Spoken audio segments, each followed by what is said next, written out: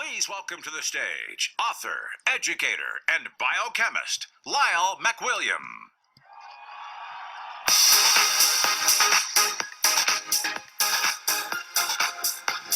Good morning, everyone. Wow, what a rush. 25 years later, billion-dollar company. Dr. Wentz, you must feel so gratified to see your vision come to life. What a wonderful, wonderful time to be here. Today, I'd like to talk to you about the process of scientific discovery. And I'd like to do so by providing a brief history of antioxidant research and weave this into a story about a small company that dared to be different. Contrary to what many people think, science is not the truth cast in stone. Science is a way of thinking, of using observation and measurement to build an evidence-based perspective of the world around us. And in some respects, science is a journey that is forever in progress. As new evidence comes forward, old ideas are revised, even discarded, depending upon how that new evidence either fits or disrupts the old paradigm. This past century, we have witnessed a quantum leap in our understanding of the secrets of the human cell, driven largely by innovations in technology.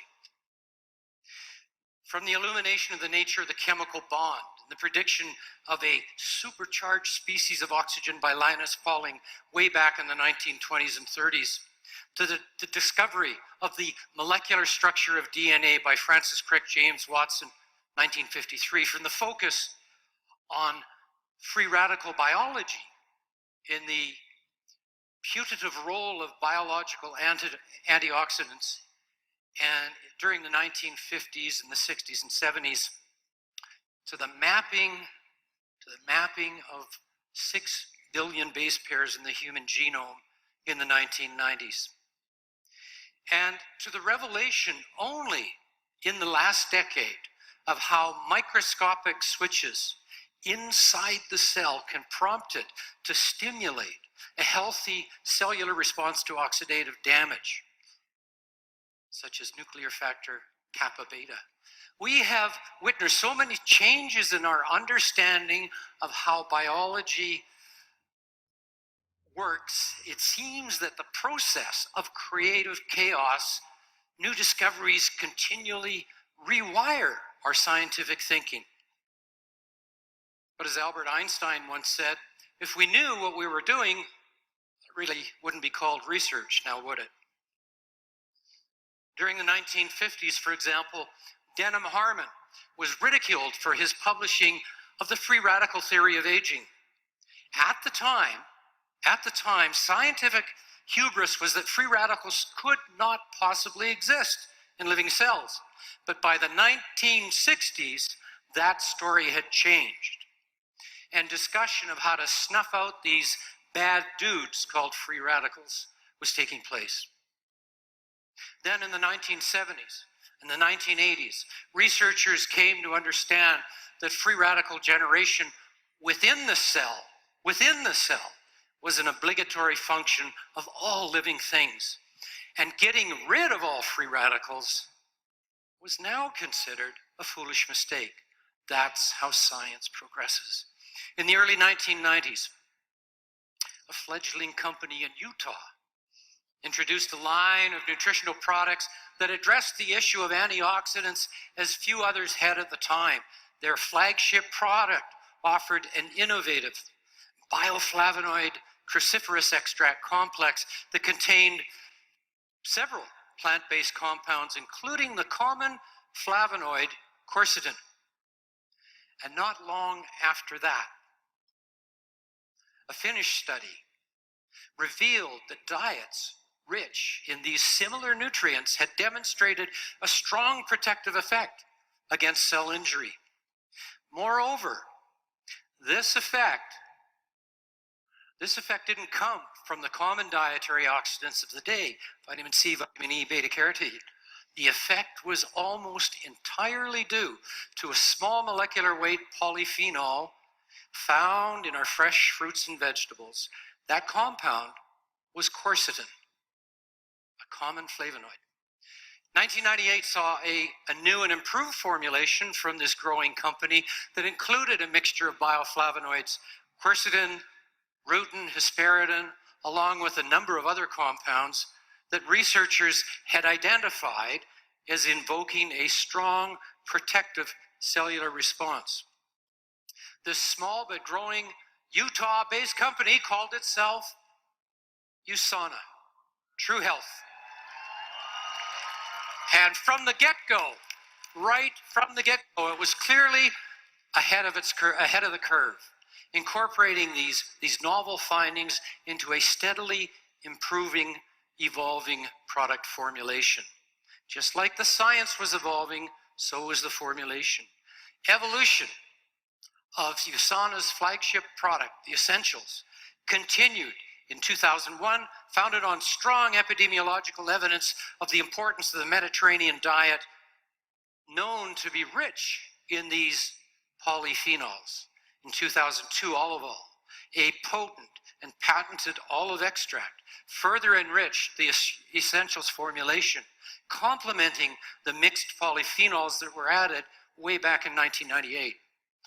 Then on other scientific fronts, the largest project in the history of science, the mapping of the human genome, was completed in 2003. And from the mountains of data gathered from this initiative, the research confirmed that far from being the perceived bullies on the block, endogenous or internal free radicals, in fact, played an evolutionarily conserved role in cell signaling and survival.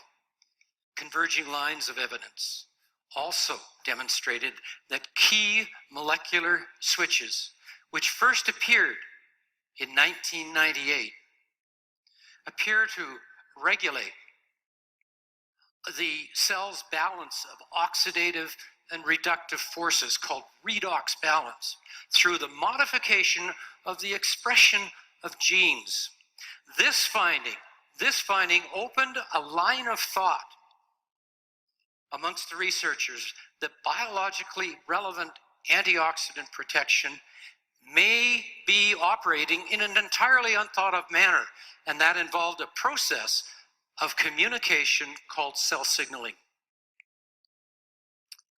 Then in 2006, the finding that gamma tocopherol, which is a special form of vitamin E, supports a healthy inflammatory response by directly silencing one of those nuclear switches, nuclear factor kappa beta, added gravitas to the growing consensus of antioxidant-based cell signaling. Small wonder that USANA researchers seized this opportunity to incorporate gamma tocopherol along with mixed polyphenols from pomegranate, from cinnamon extracts into their product formulation. Well, in 2008, polyphenols were finally recognized as being powerful cell signaling agents, and several lines of research from throughout the world confirmed that polyphenols, which contain over 8,000 varieties, generally appear to control key cellular redox sensors, these molecular switches. With these findings, the long-standing paradigm of how antioxidants really work was about to be turned on its head. In 2010, Michael Hollick publishes his treatise on vitamin D, and he reported that the hormone speaks to over 2,000 genes in our human genome. This is clear, dramatic evidence of the nutrient's vast influence in cell signaling. Consensus is now building in the scientific community that cell signaling and not brute force free radical quenching, hand-to-hand combat with free radicals, cell signaling may in fact be the most important means by which antioxidants attenuate oxidative stress in the cell, completely turning it on its head. From this concept of nutritionally targeted cell signaling as a means of supporting health begins to take to take hold. And about the time of Hollick's announcement, USANA's researchers were already well on their way to increasing the vitamin D content of the Essentials formulation from 600 to 1,800 international units. Once again, embracing the emergent science. Then, Rajinder Sohal, University of California, announces his 2012 finding that age-related impairment in the cell's oxidative balance, its redox status, not the accumulation of molecular garbage that was previously believed, was the causative factor in cellular aging. Other studies confirm that the locus of control of cellular redox balance, in fact, lies in a handful of nuclear transcription factors, these signaling molecules and key enzymes, precisely the same targets that appear to be influenced by the brightly colored polyphenols in the ripening fruits and vegetables of a healthy diet. But the evidence is still confusing. The looking glass is still not clear. While true antioxidants at the high concentrations that we find in the plants, the absorption, the bioavailability of polyphenols in human cells is far, far lower than that required to do direct hand-to-hand combat with free radicals. There has to be something else at play. The year 2014 provides a possible answer to this conundrum in a seminal analysis by Dr. Henry Foreman, University of California. He advances the argument that biological free radical scavenging, as we used to know it, is simply not possible due to the constant constraints of concentration and reaction kinetics. According to Foreman, these antioxidant polyphenols are capable of acting at exquisitely low levels within the cell as mild toxins, as mild oxidants. And they are, in doing so, they're able to signal to the antioxidant genes in our cell to defend against larger, more dangerous oxidative insults. You see, Foreman's thesis is elegant in its ability to cut through this perpetual fog of science, and it provides a plausible mechanism involving cell signaling and the phenomenon known as xenohormesis, where minuscule doses of compounds from an entirely different species, such as the polyphenols in the ripening fruits, can prompt an adaptive response in the animal consumer. This is completely new information. For clarity, let's review his thesis with this mechanistic example of a common polyphenol called quercetin. You see, quercetin is a true antioxidant in the apple in high concentrations, but when eaten by our human host, the concentration in the cell gets very low. It's oxidized in the gut to what is called its quinone form. And this oxidized quercetin is a mild toxin, and it's capable of acting at infinitely small doses to prompt a protective response, to tell the cell to wake up and get ready for a more serious oxidative challenge in the future.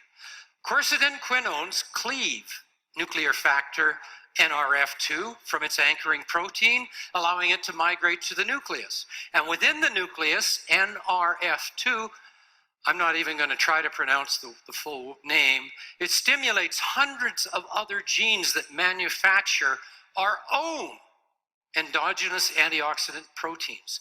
This ramps up the cell's antioxidant defense systems, brings out the big guns to restore oxidative balance. So there we have it, a plausible mechanistic model of how a plant compound can elicit an evolutionarily conserved protective response in an entirely different species. Foreman's thesis supports the development of targeted nutritional protocols using the tools, the very tools that Mother Nature has long provided. And this appears to be exactly where USANA's recent revolution in cellular nutrition is heading. Instead of massive bombing runs using large doses of common dietary antioxidants, USANA's targeted approach promises to redefine the industry. Folks, this really does mark the dawn of a new understanding in our approach to antioxidants and optimal health. And it's one that I believe will exploit nature's evolutionarily conserved capacity to defend and protect. Like USANA, the past several years have found NutriSearch buried in this same literature, redefining our analytical model from the ground up and developing a completely new criteria for product evaluation. That's why I'm so very proud to announce today, now that the books are all sold out, the 6th edition of the NutriSearch Comparative Guide to Nutritional Supplements, which is available or was available at convention in 4 official languages. And for those of you in Korea, I've got good news for you. It'll soon be translated into Korean.